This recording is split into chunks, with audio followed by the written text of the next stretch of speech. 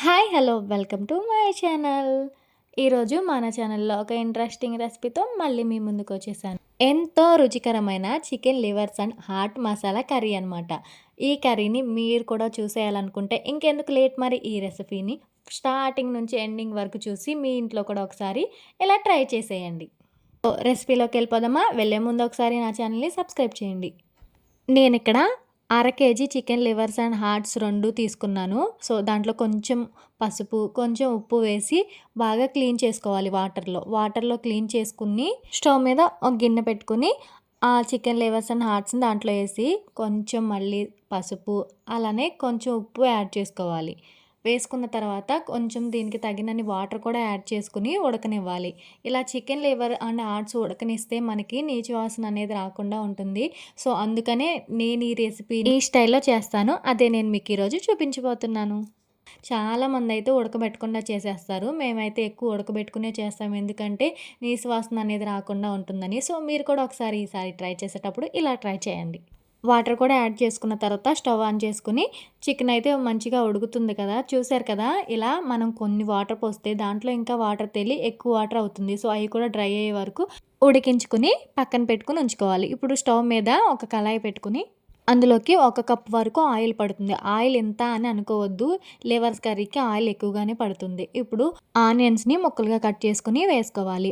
Onions పెద్ద సైజువి అయితే ఒకటి సరిపోతుంది. చిన్న సైజ్ అయితే 2 ఆనియన్స్‌ని ముక్కలుగా కట్ చేసుకొని వేసుకోండి.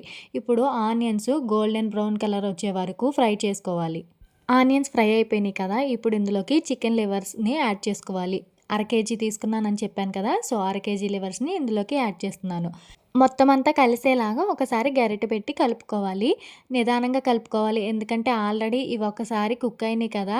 సో, అందుకని చెప్పేసి చెదిరిపోకుండా స్లోగా గరిటె పెట్టి కలుపుకోండి. ముందుగా మనం ఉడకబెట్టి చేయటం వల్ల కర్రీ కూడా త్వరగా కంప్లీట్ అయిపోయినట్టుగా అనిపిస్తుంది మనకి.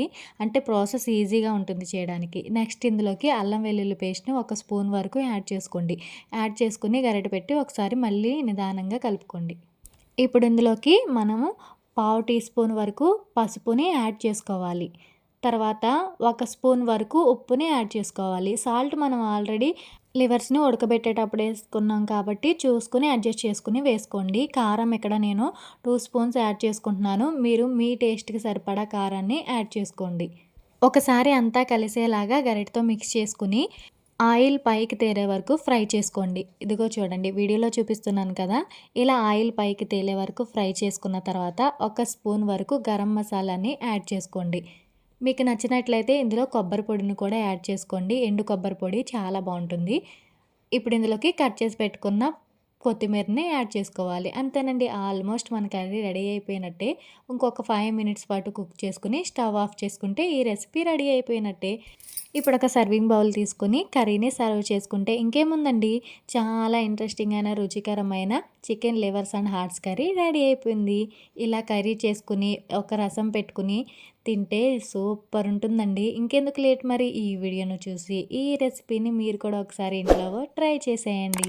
ఇంతేనండి ఈ వీడియో. ఈ రెసిపీ కనుక మీకు నచ్చినట్టయితే నా ఛానల్ని సబ్స్క్రైబ్ చేయండి. అలానే వీడియోకి లైక్ కొట్టండి. Bye bye.